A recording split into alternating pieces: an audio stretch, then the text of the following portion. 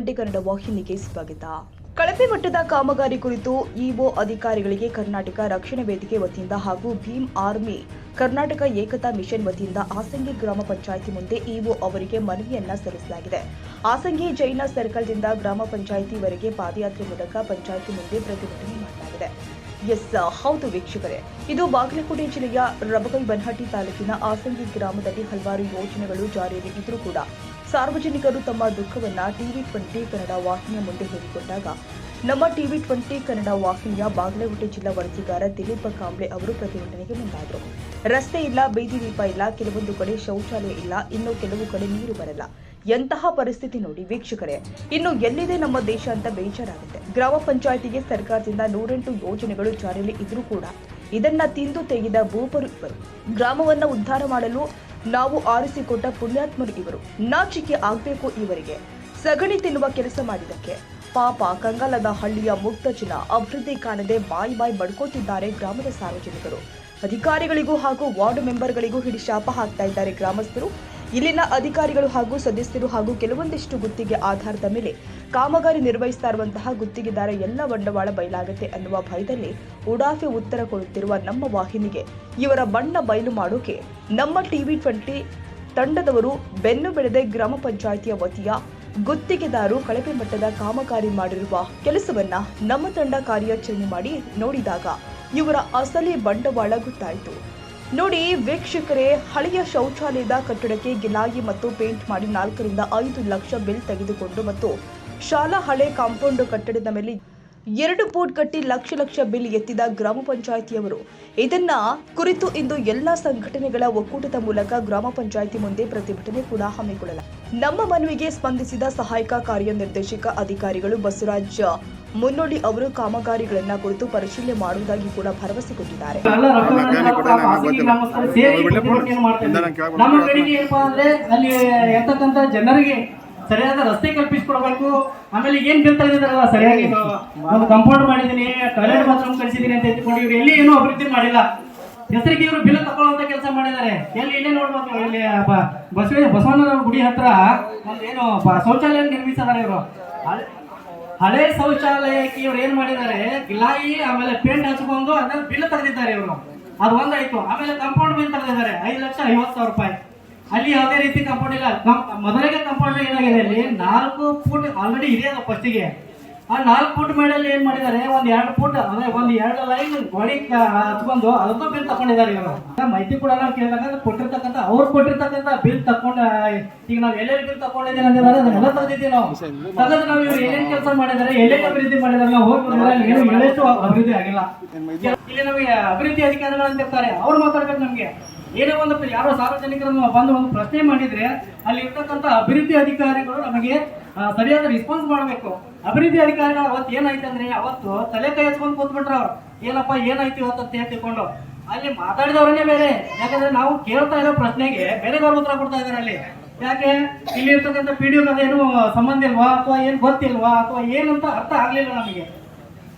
So ಆ ಕಾರಣಕ್ಕಾಗಿ ನಾವು ಇವತ್ತು ಇದು ನಿಜವಾಗ್ಲೂ ಎಲ್ಲ ಗ್ರಾಮಕರೇ ಒಳ್ಳೇದಾಗಬೇಕಂತ ಹೇಳಿ ನಾವು ಶನಿವಾರ ಬಂದು ಕೇಳಿದಾಗ ಸ್ವಲ್ಪ ಏನು ಅವರ ಅಧಿಕಾರದ ದರ್ಪವನ್ನು ಮೆರೆದ್ರು ಅಂತ ನಮಗೆ ಮೇಲ್ನೋಟಕ್ಕೆ ಕಂಡು ಬಂತು. ಕಾರಣ ಏನಂದ್ರೆ ಒಬ್ಬ ಸ್ಥಳೀಯ ಯುವರಾಜ್ ಪಾಟೀಲ್ ನಾವು ಸ್ಥಳೀಯ ಆಸಂಗಿ ಗ್ರಾಮದಲ್ಲಿರುವಂಥ ಒಬ್ಬ ಸ್ಥಳೀಯ ಆ ಯುವಕರಿಗೆ ನೀವು ಸ್ಥಳೀಯ ಅಲ್ಲ, ಚಟಿ ಹಾಕೊಂಡು ಬರಬಾರ್ದು ಅಂತ ಹೇಳುವಂಥ ಮಾತು, ನೀವು ಸ್ಥಳೀಯ ಅಲ್ಲ ಅಂತ ಹೋಟನ್ನ ಹಾಕುವಂಥವ್ನು ಇಲ್ಲೇ ಅವ್ನು ತಿರ್ಗಾಕಂತ ಹೇಳ್ಬೇಕಾದ ಹೋಗ್ತಾನು ಹೋಟ್ ಹಾಕೋನಿಲ್ಲೇ. ಆ ಒಂದು ಕೆಲವೊಂದು ಉತ್ತರಗಳನ್ನ ಇವ್ರ ಕಡೆ ನೀಡುವಂಥ ಉತ್ತರ ಇದ್ದಿದ್ದಿಲ್ಲ. ಅಂತ ಒಂದು ಏನು ಬೇಸರದ ಉತ್ತರಗಳು ಸರ್ ನಾವು ಕೇಳುವಂಥದ್ದು ನಮ್ದು ಸಂವಿಧಾನದಲ್ಲಿ ಬಾಬಾ ಸಾಹೇಬ್ ಅಂಬೇಡ್ಕರ್ ಕೊಟ್ಟಂತ ಸಂವಿಧಾನದಲ್ಲಿ ನಾವು ಮಾತಾಡುವ ಹಕ್ಕಿದೆ. ಅದನ್ನ ಕೇಳುವಂತ ಒಬ್ಬ ಅಧಿಕಾರಿ, ಸರ್ಕಾರ ಅಧಿಕಾರಿಗಳಿಗೆ ನಾವು ಒಂದು ಪ್ರಶ್ನೆಯನ್ನು ಮಾಡಿದಾಗ ಅದಕ್ಕೆ ನೇರವಾದ ಉತ್ತರ ಅವ್ರು ಮಾಡಬೇಕು. ಅದನ್ನೆಲ್ಲ ಬಿಟ್ಟು ಅಲ್ಲಿ ಆದಂತ ಘಟನೆಗಳ ಬಗ್ಗೆ ಇಲ್ಲಿ ನಾವು ಯಾವುದೇ ತರನಾಗಿ ನಮ್ಮ ವೈಯಕ್ತಿಕ ಕಾರಣಕ್ಕಾಗಿ ನಾವು ಬಂದಿಲ್ಲ. ಗ್ರಾಮ ಒಂದು ಉದ್ಧಾರ ಆಗಬೇಕು. ಒಬ್ಬ PDO ಮನಸ್ಸು ಮಾಡೋದು ಪ್ರಧಾನಮಂತ್ರಿ ಇರುವಂತ ಒಂದು ಹುದ್ದೆ PDO ಆಗಿದೆ. ಯಾಕಂದ್ರೆ ಒಂದು ಹಳ್ಳಿಯನ್ನ ಉದ್ಧಾರ ಮಾಡ್ಬೇಕಾದ್ರೆ PDO ಮನಸ್ಸು ಮಾಡಿದ್ರೆ ಪ್ರತಿ ಒಂದು ರಸ್ತೆಯನ್ನು ಕೂಡ ಚಿನ್ನದ ರಸ್ತೆ ಮಾಡಬಹುದು. ಅದ ಕೆಲಸ PDO ಮಾಡಬೇಕು. ಅದನ್ನ ನಾವು ಕೇಳ್ತಾ ನಮಗಿರ್ಲಿ ಕೆಲಸ ಬೇಡ ಅಂತ ಮಾಡ್ತಾ ಇದ್ರು ಏನೋ ಗೊತ್ತಿಲ್ಲ. ದಯಮಾಡಿ ಸರ್, ಇದು ನಿಮ್ಮ ಮೇಲಧಿಕಾರಿಗಳಿಗೆ ಆಲ್ರೆಡಿ ನಾವು ಸಿಸ್ಟರ್ಸ್ ಅಲ್ಲಿ ಕೂಡ ಒಂದು ಮನವಿಯನ್ನ ಕೊಟ್ಟಿದ್ದೀವಿ. ನೀವು ಬಂದಿದ್ದೀರಾ, ನಿಮ್ಮ ಸಮ್ಮುಖದಲ್ಲಿ ಏನು ಗ್ರಾಮ ಪಂಚಾಯತಿ ಹಾಸಂಗಿ ಗ್ರಾಮ ಪಂಚಾಯತಿಯಲ್ಲಿ ಆದಂತ ಏನು ಬೆಳವಣಿಗೆ ಇದೆ, ಏನು ಭ್ರಷ್ಟಾಚಾರ ಎಸಗಿದಾರೋ ಅದ್ರ ಬಗ್ಗೆ ತನಿಖೆ ಮಾಡಿ ಶೀಘ್ರವಾಗಿ ಏನೇನು ಕಾಮಗಾರಿ ಮಾಡಿದಾರೋ ಆ ಕಾಮಗಾರಿಯನ್ನ ಸರಿಪಡಿಸಬೇಕು. ಇಲ್ಲವಾದ್ರೆ ಮುಂದಿನ ದಿನಮಾನಗಳಲ್ಲಿ ನಿಮ್ಮ ಸಮ್ಮುಖದಲ್ಲಿ ಹೇಳ್ತಾ ಗಾಂಧೀಜಿ ತತ್ವನೂ ಗೊತ್ತು ಮತ್ತು ಭಗತ್ ಸಿಂಗ್ನ ಹೋರಾಟನೂ ಗೊತ್ತು. ಅದಕ್ಕೂ ನಾವು ಎರಡಕ್ಕೂ ರೆಡಿ ಇದೀವಿ ಸರ್, ಕೈ ಮುಗಿದು ಹೇಳ್ತೀವಿ. ದಯವಿಟ್ಟು ಮುಂದಿನ ದಿನಮಾನಗಳಲ್ಲಿ ಎಲ್ಲ ಕೆಲಸವನ್ನ ಮಾಡ್ತಾ ಹೇಳ್ತಾ ಒಂದು ಮನವಿ. ನಾ ಇದ್ದ ಶನಿವಾರ ಬಂದಿನಿ ಕೇಳಾಕ.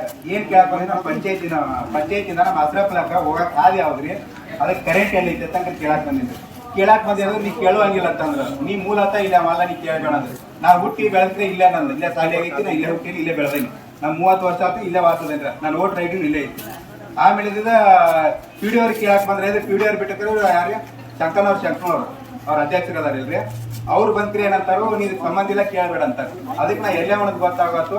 ಮತ್ತೆ ನಾನು ಅರ್ಜೆಂಟ್ ಆಗಿದ್ದಿಲ್ಲ, ನನ್ನ ಇದಕ್ರಿ ಹಸಿರೆ ಪ್ಲಾಟ್ ಇದ್ದಿದ್ದ ನನ್ಗೆ ಕರೆಂಟ್ ಇಲ್ಲಿ ಹೋಗಾಕ ನೈಟ್ ಹೋಗ್ಬೇಕಂದ್ರೆ ಆ ರೋಡ್ ಯಾವ್ದು ಅನ್ನೋದು ಗೊತ್ತಿಲ್ಲ.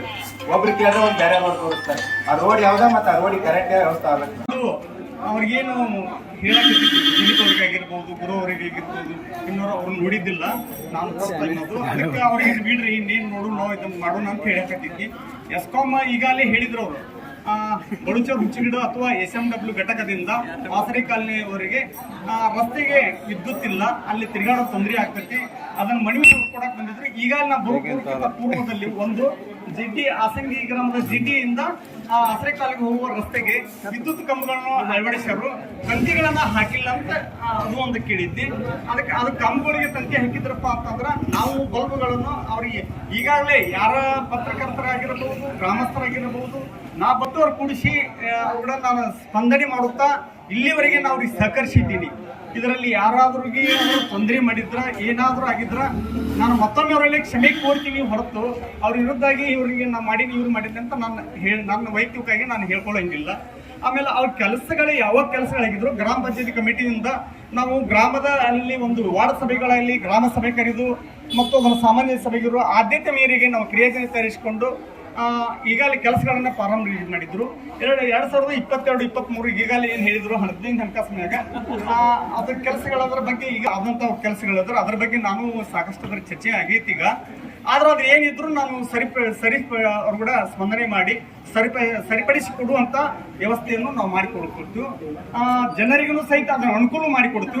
ಈಗಾಗಲೇ ನಾನು ಏನು ಇವರು ಪರಿಣಿತ ಸರ್ ಏನು ಹೇಳಿದ್ರಲ್ಲ, ಅಲ್ಲಿ SC ಕಾಲಿಗೆ ಹೋಗೋದು ನಮ್ದೇನು ಅದು ಒಂದಷ್ಟು ಜನ ಇರಂಗಿಲ್ಲ, ಎಲ್ಲ ಸಾಕಷ್ಟು SC ಇರ್ಬೋದು, ಆಮೇಲೆ ಇನ್ನಿತರ ಮುಸ್ಲಿಂ ಇರ್ಬೋದು, ಯಾವುದೇ ಒಂದು ಇನ್ನಿತರ ಈಗಾಗಲೇ ಲೆಟರ್ ಮಾಡೀನಿ. ಈಗಾಗಲೇ ನಾವು ಅಲ್ಲಿ ಹೋಗ್ಲಕ್ಕ ರಾತ್ರಿ ವೇಳೆ ಆಗಲಿ ಸಂಜೆ ಅಥವಾ ರಾತ್ರಿ ವೇಳೆ ಹೋಗಲಕ್ಕೆ ಬೆಳಕಿನ ವ್ಯವಸ್ಥೆ ಇಲ್ಲ, ವಿದ್ಯುತ್ ಕಂಬಗಳಿಲ್ಲ. ಆ ಕಂಬಗಳನ್ನ ಹಾಕಿ ಕೊಡ್ಲಕ್ಕೆ ನಾವು ಸೆಕ್ಷನ್ ಆಫೀಸರ್ ಬಡಟಿ ಇವರಿಗೆ ತುರ್ತು ಒಂದು ಲೆಟರ್ ಹಾಕಿನಿ. ಈಗಾಗಲೇ ಬಳುಚು ಹುಣಸಿ ಗಿಡದಿಂದ ಹಾಕಿ ಕೊಡ್ರಂತ ಬರ್ದಿವು. ಅಲ್ಲಿ SM ಘಟಕ ಬೇಡ, ಬಳುಚು ಹುಣಸಿ ಗಿಡದ ಹತ್ರ ಒಂದು ಕಂಬಕ್ಕೆ ಆ ಕಂಬದಿಂದ ಲೈನ್ ಕೊಟ್ಕೊತ ಹೋದ್ರಂದ್ರ ಆಗ್ತೈತೆ ಅಂತ ನನ್ನ ಈಗ ನಾನು ಹುಡ್ಕೊಂಡ್ ಬಂದದ್ದು.